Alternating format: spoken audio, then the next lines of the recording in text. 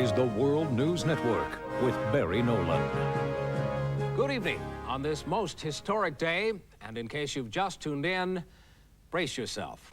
You are looking at live coverage as several alien spacecraft, I repeat, alien spacecraft, are hovering above major world cities, including Washington, D.C., New York, Los Angeles, Moscow, Paris, and London. Throughout the day, we've been watching in a kind of horrified wonder as the craft first began appearing around the globe. Although there have been no communications from the visitors, Washington officials are quick to assure us that there is presently no reason for fear or panic. Here's Brett Lewis at the White House with the latest. Brett? Thanks, Barry. A hastily called news conference broke up moments ago. White House Communications Director Constance Spano spoke to the public's growing concern. Good afternoon. So far, the phenomenon has not caused any damage. In all likelihood, it will not. It's very important that everyone try to remain calm and not panic. The EBS has been activated, so should the situation escalate, you will be instructed on what to do. General Gray of the U.S. Space Command followed with a brief statement addressing what is really on everybody's mind. We have placed the military under yellow alert. We want to assure all Americans that the military is fully prepared for any contingency. And we are proceeding in a cautious and responsible manner. General Gray then left the podium without taking any questions. That's all the information we have at this time. But if I could interject a little personal observation, things around the White House are looking very tense, to say the least. Barry, back to you. Thanks, Brett. It is probably safe to assume that the tension is being felt around the globe, tension that began earlier today when we first received bizarre reports of fire raging in the skies over Russia. Igor, can you hear me? This unexplained disturbance and the hysteria that it's causing are incredible. How would you describe what you are seeing? It is clearing the mountains. Sightings have been reported here in Novosibirsk, Russia, and other parts of Siberia. Moving too slowly to be a comet or meteor, astronomers are baffled as to its origin. Certainly, we are baffled no more. Scientists now confirm those firestorms were the exhaust of alien craft entering our atmosphere. Jerry Dunphy is live at the Pentagon with the latest information on yet more UFO sightings. Jerry? Seems there are additional unconfirmed sightings now over Japan, the Mediterranean, and China. What you see on your screen right now is a map indicating the locations of spacecraft around the world. Red indicates confirmed sightings. Yellow signifies unconfirmed sightings or firestorms, which we now recognize as the arrival of a new ship. Looking live again at the spacecraft, you can see that the size of these ships is really quite remarkable. It is reported that each craft is over 15 miles in diameter and casts a shadow so immense it can literally throw an entire city into darkness.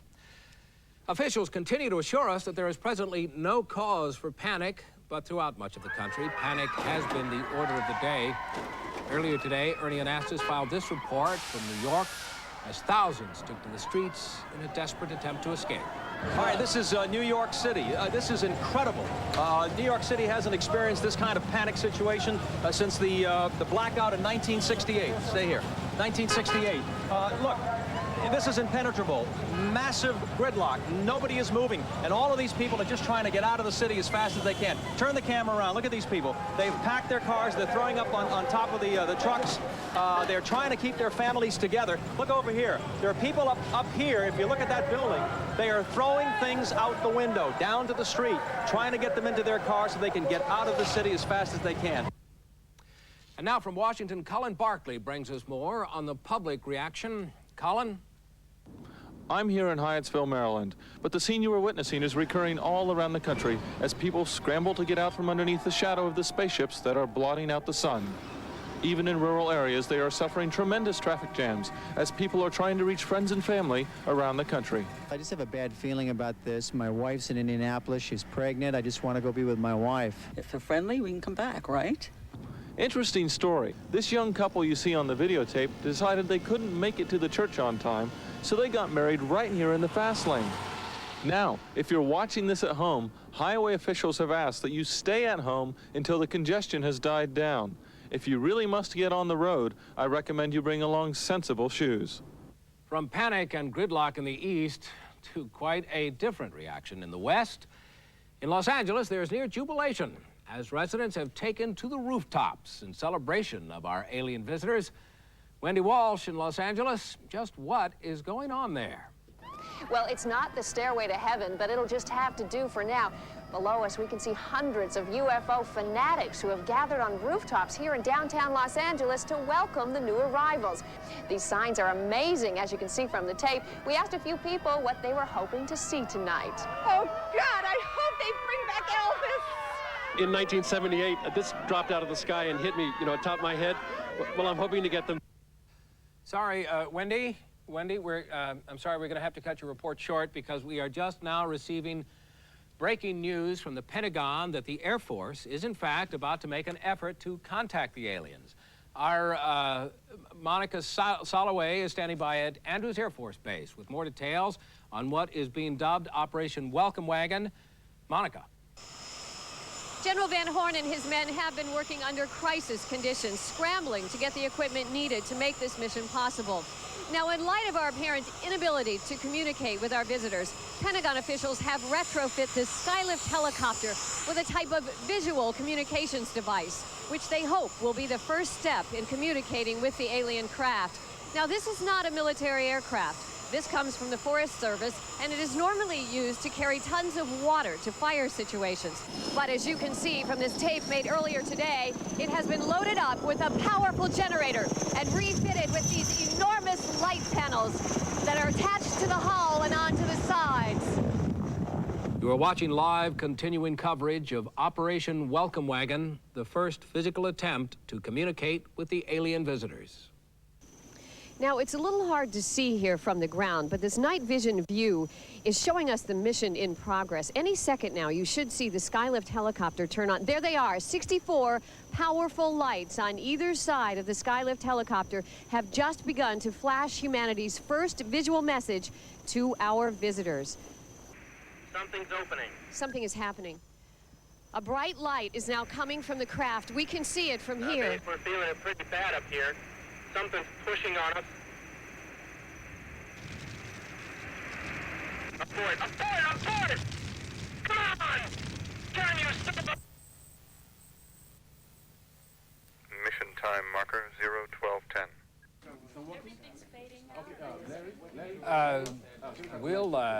We'll get back to Monica Soloway live at Andrews Air Force Base just as soon as we can. Brett Lewis at the White House. Brett, we can hear you, but we seem to be having some trouble with our video feed. Brett, what's the latest there? The president has ordered the immediate evacuation of the entire city, not being told why. Only there's been some type of dramatic change in the current situation. I'm being told we've got to leave as well. I'll try to keep you up to date as much as possible. What is that? What's happening? What's happening?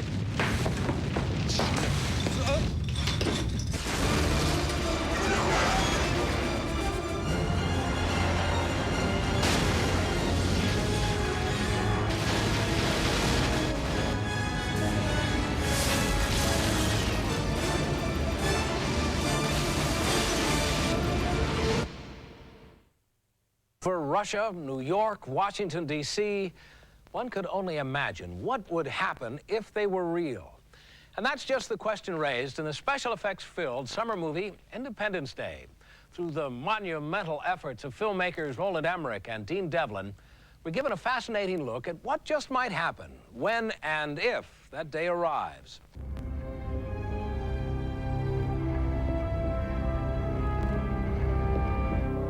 We estimate that it has a diameter of over 550 kilometers and a mass roughly 1/4 the size of our moon. The world gets the message on July 2nd. They discover pretty quickly that it's not benign and that, in fact, the whole world's at stake. They should be entering our atmosphere within the next 25 minutes. And then it releases 15 mile-wide ships that hover over all of the major cities around the world.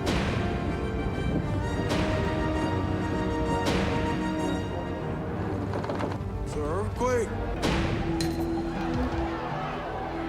This is a big emergency crisis situation, like a building on fire, or except times 10 billion.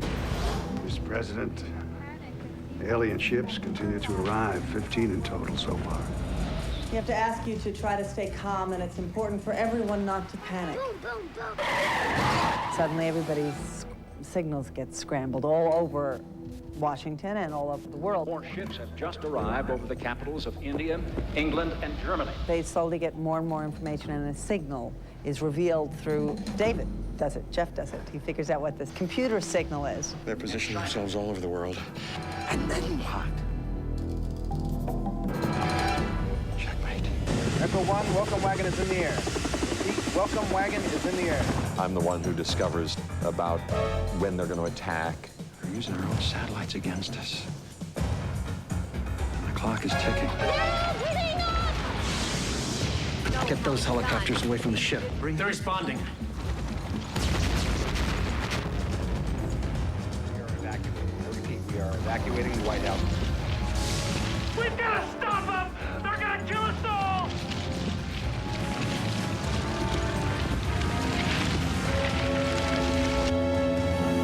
Time's up.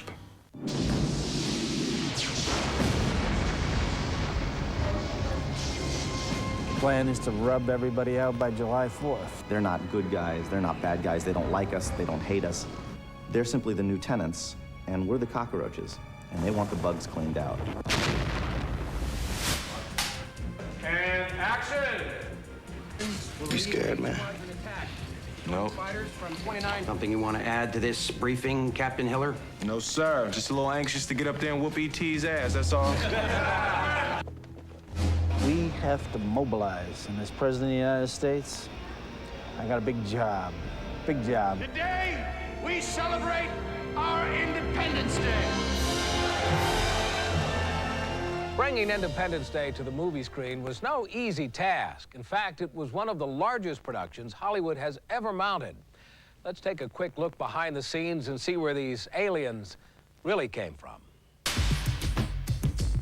We had great exterior locations. We shot on the Bonneville Salt Flats for these spectacular views where we had 170 trailers racing across the desert to these enormous sets that we built here at the Hughes Aircraft. Kick the tires and light the fires. Whenever you try to do a film that involves the military, you try and get military support, especially if the military is portrayed in a favorable light, as they are in our film.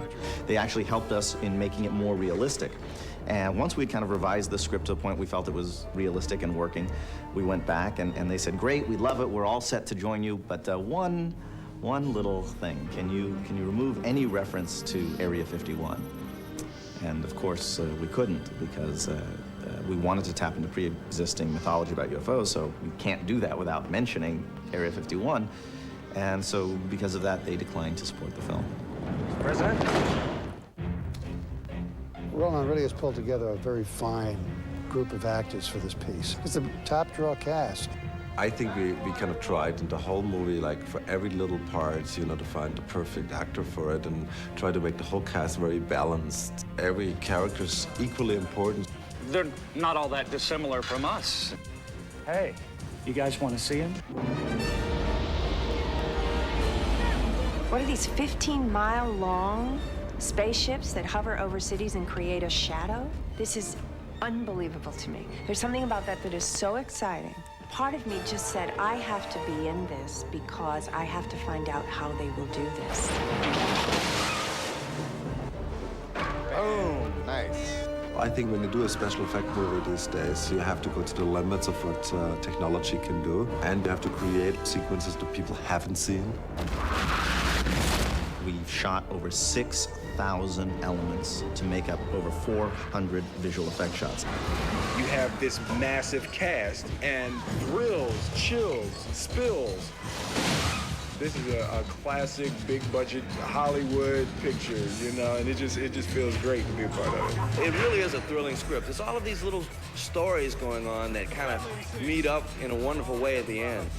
I think, lovely and inspiring, a story about how people can come together and join their efforts for a common and grand and noble purpose.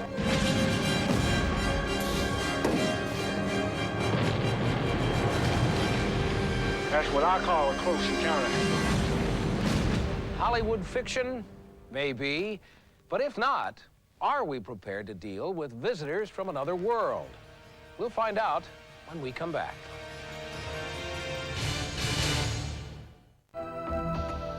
So, could extraterrestrials really arrive here on Earth? And what would happen if they did? Would our leaders, and if necessary, our military, be ready and able to communicate with alien elements or defend us from them? That's what we set out to answer. We brought together some of the world's foremost experts on the subject and asked them, point blank, are we prepared? Could we fight back?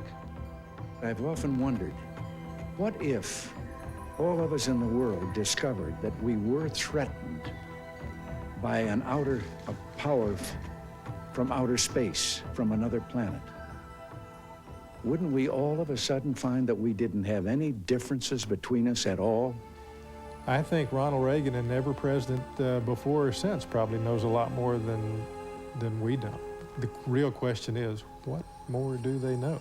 My concern is this. It may be that the government is withholding the information because they're being compelled to withhold the information. Perhaps the aliens themselves, if they are here, are the architects of the secrecy. In video footage shot live from the shuttle mission STS-48, there is an apparent maneuver of several different small objects seen near the horizon of the planet Earth, which appear to not be ordinary space junk, space objects, ice from the shuttle, and so forth. It appears that this object, whatever it is, at some distance from the shuttle, actually goes through the atmosphere area and then shoots out away from the atmosphere, away from Earth, makes a 90-degree turn. And that is very puzzling, to put it mildly. It's very probable that the objects are large, far away, and traveling very, very fast. That, of course, raises the question, whose are they and who's on board? There are two possibilities. One, that we are the only inhabited planet, and two, that we are not the only inhabited planet. And either idea is fantastic. I think that for us to say that, to be skeptical about whether there's another life form somewhere out there is breathtakingly arrogant. The Hubble Space Telescope recently was focused on a small area of sky. Within that grain of sand piece of sky was 1,500 galaxies. That means that there are literally tens of billions of stars for every human being on Earth. The universe must be teeming with them. Teeming with them. All kinds of life, all kinds of thought, all kinds of motives. It is possible that at some foreseeable time, there could be an arrival of large numbers of entities from elsewhere here on planet Earth. I think we do have a legitimate concern about possibility of an alien invasion. If they can get here from another star, that means that their technology is more than likely well in advance of what we presently would have capable to repel them. If there were a hostile civilization out there that really wanted to invade us in a military sense, we wouldn't have a ghost of a chance.